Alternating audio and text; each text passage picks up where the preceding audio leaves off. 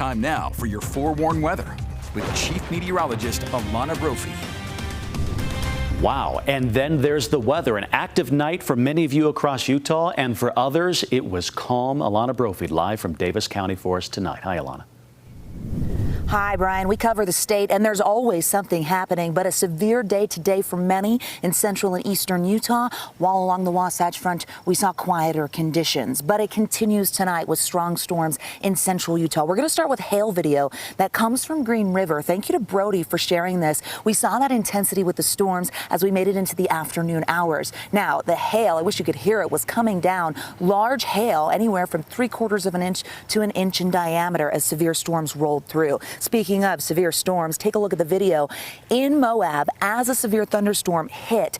Look at the deluge of moisture here. We saw the winds kick up first. It was blowing dust, then pounded with rain and hail, and we had debris flows on the roads, a lot of mud in the Moab area with flash flood warnings to follow. All right, tonight it continues. This is a view from Price taken just in the last 20 minutes as heavy rain continues to come down, lightning visible throughout and from US 6 and throughout central Utah. Look at that heavy rain hitting Castle Country. We are not done just yet. Our forewarned radar sweeping the region and shows quiet conditions for the Wasatch Front, but an abundance of lightning, moisture, and storm activity in central Utah. This spans both sides of I-15 from Delta crossing 15 over towards Nephi, Ephraim, Manti, Mount Pleasant. Right now it looks like Ephraim's getting hit hard. Ephraim getting lots of lightning, heavy rain, and we know that extends over into Castle Country. So moisture continues. Green River over I-70. Buckle up because you're going to get more lightning, and you've already seen plenty today.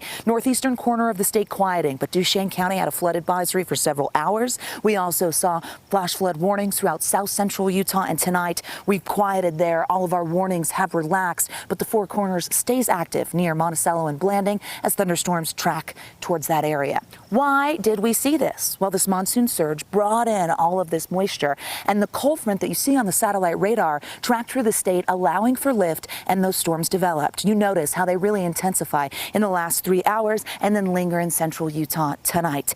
As we take a view of southern Utah, you see that Black Desert Skycam sunset, really pretty, but they hit 106 in Washington County today. Average temperature in St. George is 100. So we know this is a hot time of year. 93 for the high in Salt Lake. We saw 80s and 90s in eastern Utah with the storms taking down those temperatures. For the next several hours, we'll be dipping into the 70s, eventually the 60s, but dry skies continue along the Wasatch Front with partly cloudy conditions on deck. Let's take a look at those peak wind gusts because we know they packed a punch. Huge number coming out of Blanding. Delta with a 45-mile-per-hour gust, and I guarantee that happened here in the last hour as those storms came through. Futurecast tracks us through the storm activity. As we get closer to midnight, we're going to see them calm and begin to wane in central Utah. Heading into Friday, drier conditions with cooler conditions following the front, and we get seasonal temperatures ahead. That's going to be a nice break. We hold on to dry conditions into the weekend, and then we get the heat. Let's look at the upper level Futurecast here because it shows the reason why. So there's that low to our north that sent the cold front through the state. High pressure wastes no time. We get a break for our Friday, and then it's high heat yet again. Upper 90s and possibly triple digits even for the Wasatch Front.